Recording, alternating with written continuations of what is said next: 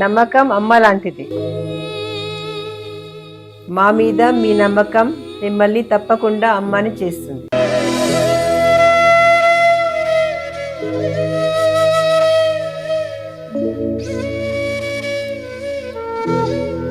నేడు ఎంతో మంది మా మీద నమ్మకంతో అమ్మాయారు.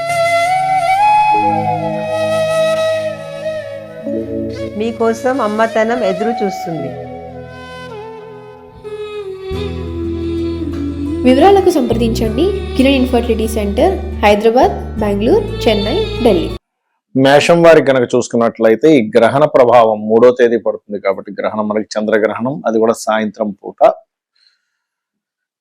ఇది దేని మీద ఎఫెక్ట్ చూపించనుంది, మరి గ్రహణం నుంచి 40 రోజుల పాటు మీరు ఏ ఏ విషయాల పట్ల జాగ్రత్త వహించాలి అనేటువంటి అంశాలు చెప్తుంది నేనైనప్పటికీ చెప్పిస్తుంది సాక్షాత్ లలితాంబ వారిగా భావిస్తూ ఆ లలితాంబిక అమ్మవారి యొక్క అనుగ్రహం పరిపూర్ణంగా కలగాలని మనస్ఫూర్తిగా కోరుకుంటూ, ఇక్కడ మీకు గ్రహణం అనేటువంటిది మనకి సాయంత్రం పూట 6:22 నుంచి 6:47 మధ్యలో ఉంటుంది. అంటే 25 నిమిషాలు దాదాపుగా, కొంతమంది 30-35 నిమిషాలు అంటున్నారు. బట్ మనకి కనబడ్డ మాత్రం అంతే కనిపిస్తుంది గ్రహణం, చంద్రగ్రహణం. మరి మీకు మేషం వారికి పంచమ స్థానంలో గ్రహణం కాబట్టి ముఖ్యంగా మనకి ఎప్పుడు చెప్తూ ఉంటారు ఏంటంటే, గ్రహణ సమయంలో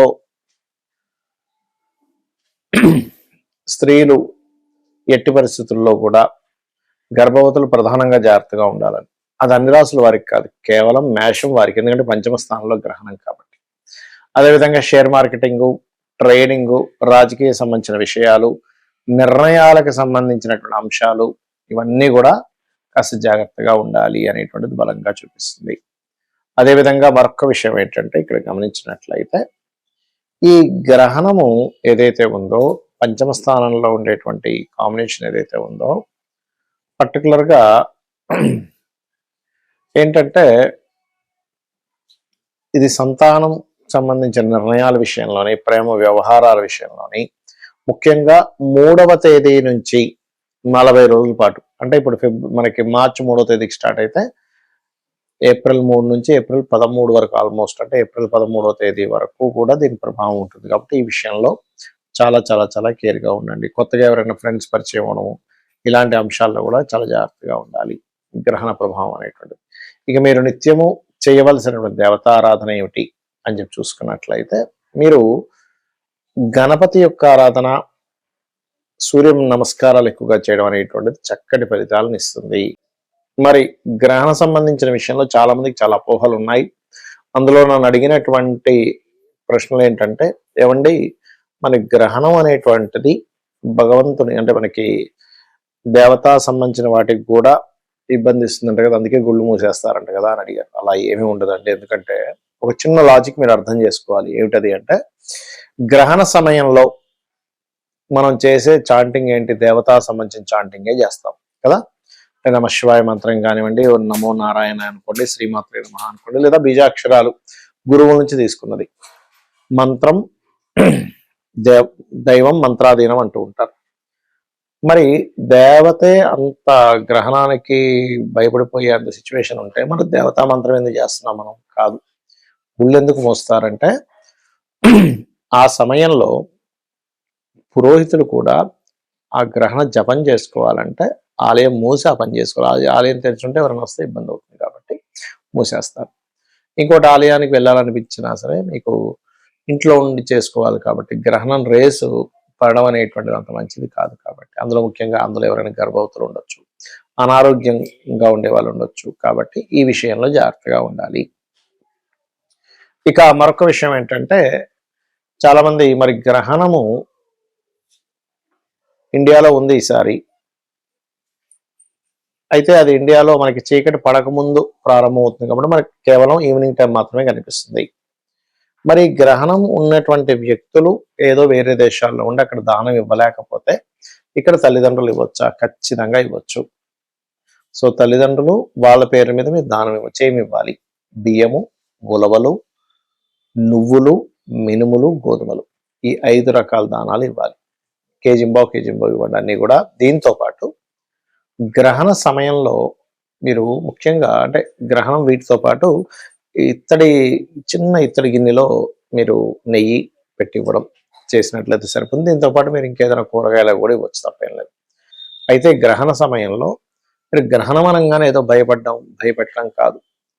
గ్రహణము అంటే ఇది ఒక గొప్ప యోగాన్ని ఇచ్చేటువంటి సమయము. మనకి ఏదైనా సమస్య ఉంది అంటే మన పూర్వజన్మ కర్మ వల్ల ఏర్పడుతూ ఉంటుంది.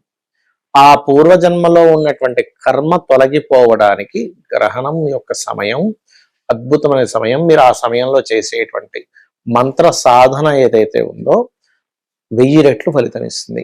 అంటే మీరు ఒక్కసారి మంత్రం చేశారంటే 1000 సార్లు, ఒక రోజంతా గంట సేపు కూర్చున్నారు అనుకోండి, 1000 రోజులు అంటే 3 సంవత్సరాలు చేసిన ఫలితం ఒకసారి చేస్తే. కాబట్టి ఏంటి, మీరు ఆ గంట సేపు 2 గంటల సేపు పట్టు స్నానం విడుపు స్నానం చేసి చక్కగా జపం చేసుకోవడం అనేటువంటిది మంచిది, గుర్తుపెట్టుకోండి.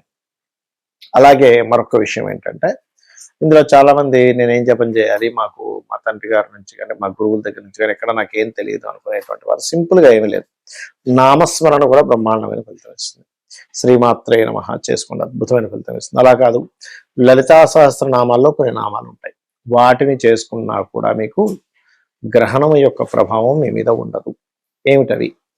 ఫైనాన్షియల్గా బాగా గ్రోత్ రావాలి అనుకుంటున్నాం, అలాంటప్పుడు మీరు భక్తి శ్రద్ధలతో అమ్మవారిని ధ్యానం చేసుకొని ఓం ధర్మాధ్యక్ష ధనాధ్యక్ష ధనధాన్య వివర్ధినియే నమః, అప్పులున్నాయండి ఓం అపర్ణాయై నమః. అలా కాదు, మాకు ధనపరమైనటువంటి విషయాల్లో అప్పులు ఇవన్నీ కాకుండా మాకు హెల్త్ పరమైన విషయాలు ఎక్కువగా ఇబ్బంది ఉన్నాయి అని అనుకునేటప్పుడు ఓం సర్వవ్యాధి ప్రశమని సర్వమృత్యు నివారిణి అగ్రగణ్య అచింత్య రూప కలికల్మషనాశిని నమః. ఇది ఎలా అంటే, మీరు ఒక జపం చేసేటప్పుడు ఆ మంత్రం మీదే దాని యొక్క కాన్సన్ట్రేషన్, మనసు బుద్ధి అంతా దాని మీదే ఉండాలి. కానీ మంత్రం చేస్తూ ఏదో ఆలోచిస్తున్నాం, ఆ మంత్రం మీకు పని చేయదు. చాలా మంది మేము లక్షలు చేసాము, కొన్ని లక్షలు చేసాము, మాకేం సిద్ధించలేదు అంటుంటాం. సిద్ధించాలి అంటే మీ మనసు దాని మీద పెట్టాలి, గుర్తుపెట్టుకోండి.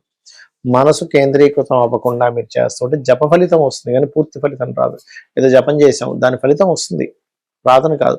కానీ మీకు పూర్తి ఫలితం రావాలంటే మనసు కూడా కనెక్ట్ అవ్వాలి, భక్తి భావన కనెక్ట్ అవ్వాలి. అలాగే మరి వివాహం అవ్వట్లేదు అనుకోండి, అప్పుడు మీరు ఓం కామేశబద్ధ మాంగళ్య సూత్ర శోభిత కందరాయే నమః. అలా కాదు, మరి కొంతమందికి వివాహ జీవితంలో ఇబ్బంది ఉంటుంది. ఎందుకు ఉంటుంది? 12వ స్థానం పాడవడం వల్ల ఉంటుంది. అలాంటప్పుడు మీరు ఓం శివకామేశ్వరాంకస్త శివ స్వాధీన వల్లభాయే నమః అని మంత్రం చేసుకోవాలి. ఇలాగా ఒక్కొక్క దానికి ఒక్కొక్కటి. అలా కాదండి, మేము నారాయణని తలుచుకోవచ్చు, ఓం నమో నారాయణాయ, లేదు విష్ణు సహస్రనామాలు చేయొచ్చు, లేదా పూర్తిగా లలిత సహస్రనామాలు చేయొచ్చు.